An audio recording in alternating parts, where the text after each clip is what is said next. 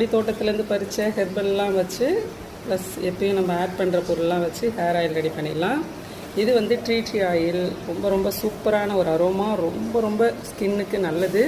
இந்த ஆயில் ரொம்ப காஸ்ட்லி, வெளியில் எக்ஸ்போர்ட் பண்ணுறாங்க. இதுலேருந்து எசென்ஷியல் ஆயில் எடுத்து ரொம்ப காஸ்ட்லியாக இது பண்ணுறாங்க. தலைக்கும் தடவலாம், அது ஃபேஸ்க்கு கூட தடவலாம். நம்ம இன்றைக்கி ஹேர் ஆயிலில் இது கலக்க போகிறோம். அப்புறம் வந்து இது லெமன் கிராஸ், மருதாணி, அப்புறம் அலோவேரா, அப்புறம் நம்ம ஹைபிஸ்கஸ், இவங்க எல்லாமே ஹேர் ஆயிலாக சூப்பராக இருக்கும்.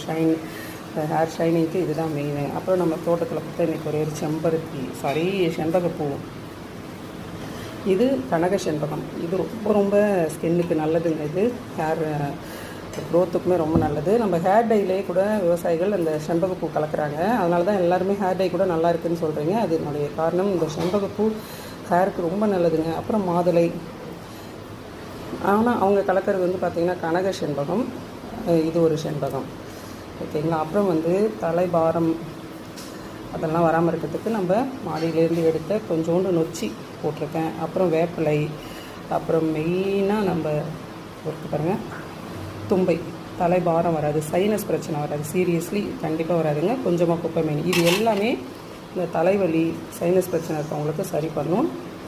இது நெல்லிக்காய் கொஞ்சம் கட் பண்ணி இதாகிடுச்சு, கருத்து போச்சு. இது வெற்றிவேர், ஜடாமான்சில் ஒரு கட்டு, வெள்ளை கரிசாலை வந்து நம்ம தோட்டத்துலேயும் கொஞ்சமாக இருந்தது. அது இல்லாமல் இது கொஞ்சம் வாங்கியிருக்கேன். வெள்ளை கரிசாலை பூக்களோடு இருக்குது பாருங்கள், ரொம்ப சூப்பராக இருக்குங்க. இதை மட்டுமே வச்சு ஆயில் விற்கிறாங்க. அதுவே அவ்வளோ காஸ்ட்லியாக இருக்குது. நம்ம இவ்வளோ ஹெர்பல் போட்டு எல்லாமே பண்ணுறோம். சின்ன வெங்காயம் மெயினாக இது போடுறோம். மெயினாக ரோஸ்மெரி வந்து ஸ்கேல்ப்புக்கு ரொம்ப நல்லதுங்க. வாசனை அப்படி இருக்கும். இது முடி வளர்ச்சிக்குமே ரொம்ப யூஸ்ஃபுல்லாக இருக்கும். எல்லாருமே முடி நல்லா அடர்த்தியாக வளருதுன்றீங்க.